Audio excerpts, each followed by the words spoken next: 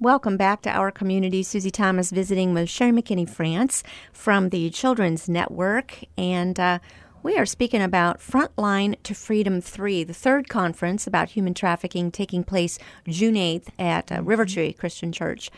This is a training, yes, Sherry? Yeah, absolutely. So who would this be for?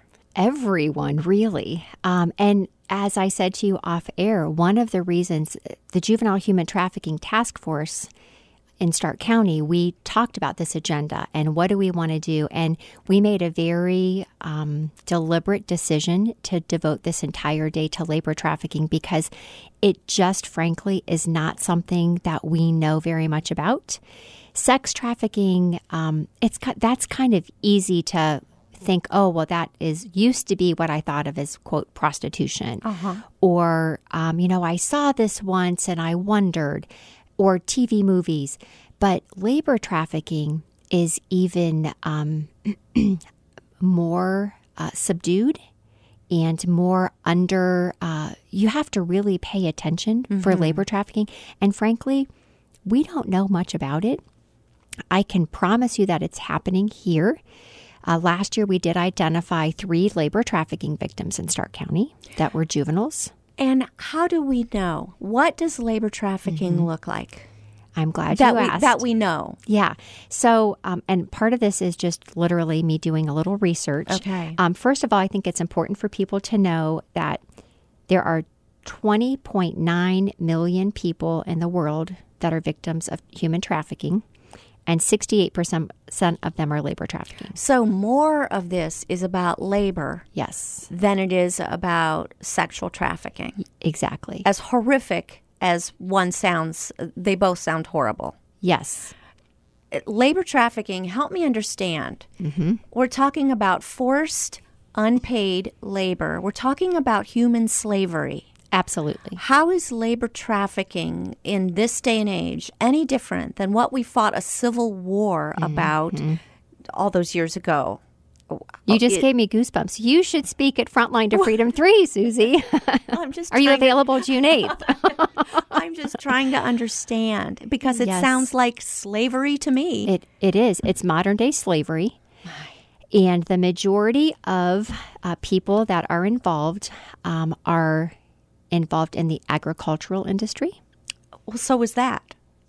Thank you. And you think about Stark County, we have agriculture in Stark County. Construction industry, we, obviously have domestic help. That's something that people don't often think of, but I have heard stories from survivors that are just unbelievable where a woman was brought here from another country, and we'll talk about that in a second, but she was a housekeeper for like 12 years and was never paid a penny, had her, quote, room and board, but lived in for all intents and purposes, a closet, and, didn't speak English much. And so it was very, very difficult. She was basically a hostage in this house, and her job was to cook and clean, and again, modern day, it was slavery. It is. So was the family that she worked for, or the person that she worked for, were they the traffickers, or did they think someone else was paying her?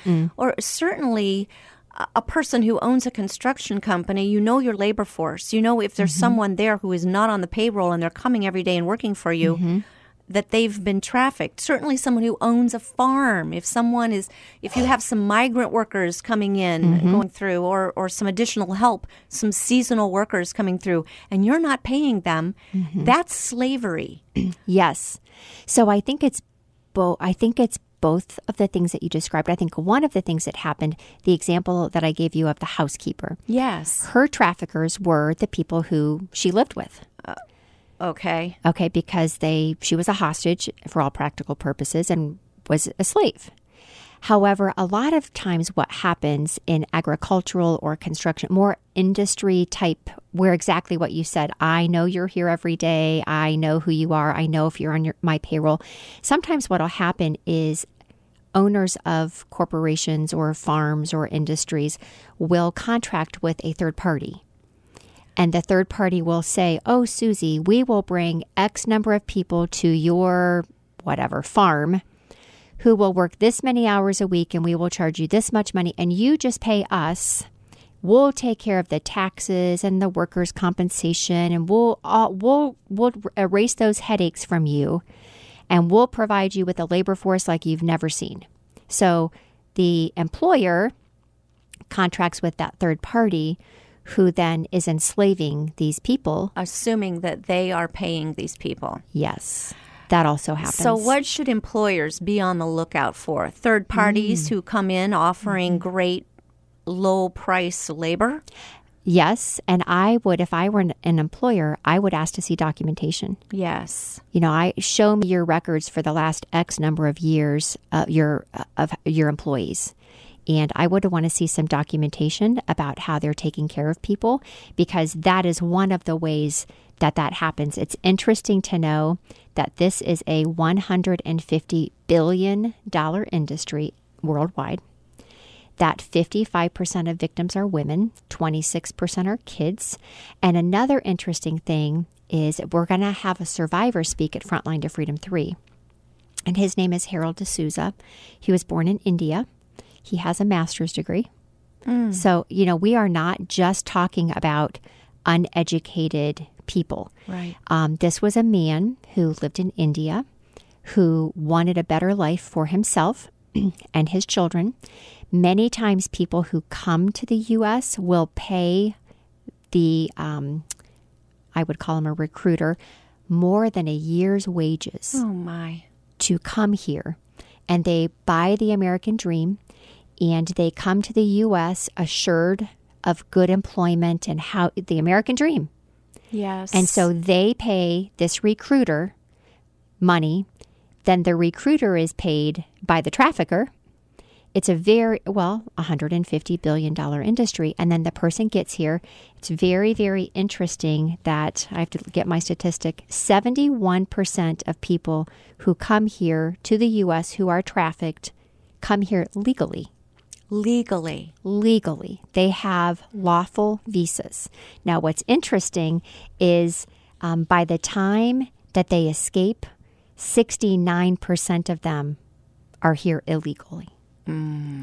Because once they're here, the trafficker takes their visa, takes their passport. They have no documentation. Suddenly they're undocumented.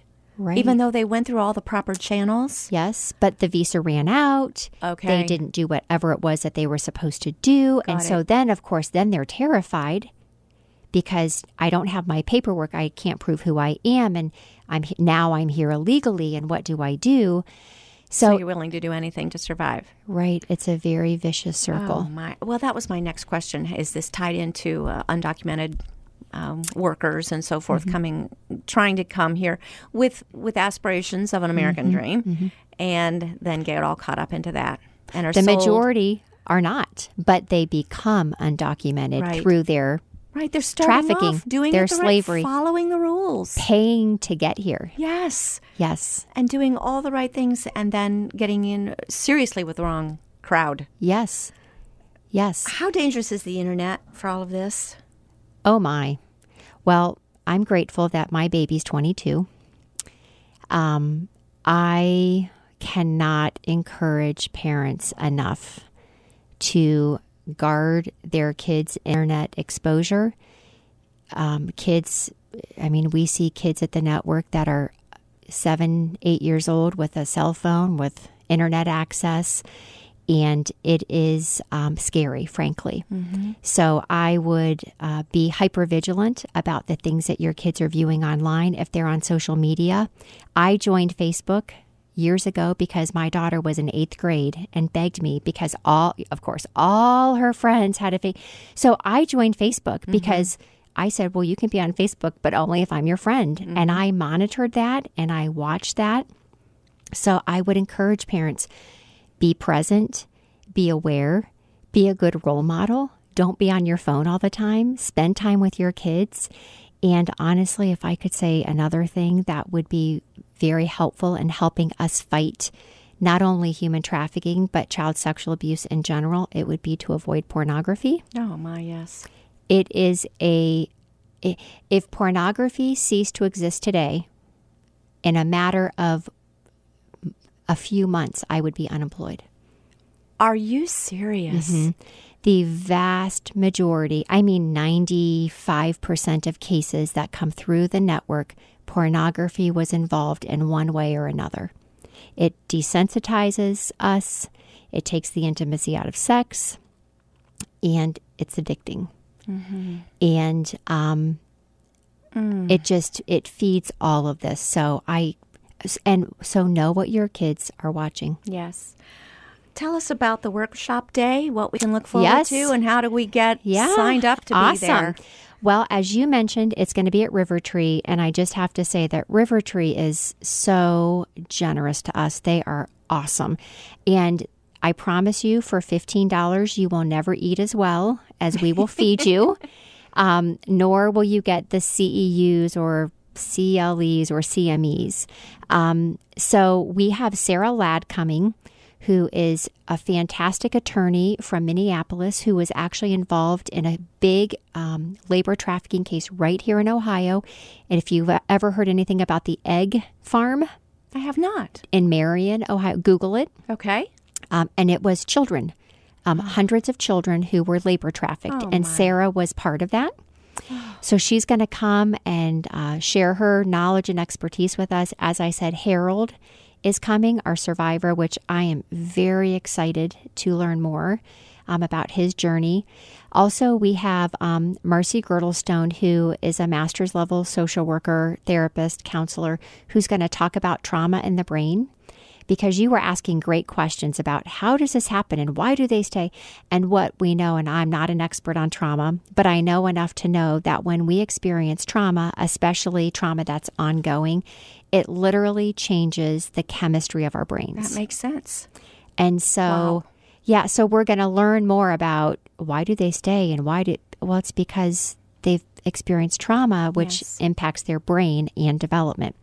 Then we're going to get an update on what's going on right here in Stark County with the Juvenile Human Trafficking Task Force. So it is going to be an awesome day. Registration is at 8. The program starts at 8:30. It ends at 4. I promise you will leave overwhelmed. Mm-hmm. I am right now. And sorry. And challenged. Yes. I mean, we're going to end with a call to action because to me, if you're going to come and invest 8 hours and learn more, then here's what I know. Sherry McKinney France cannot solve human trafficking in Stark County. Yeah.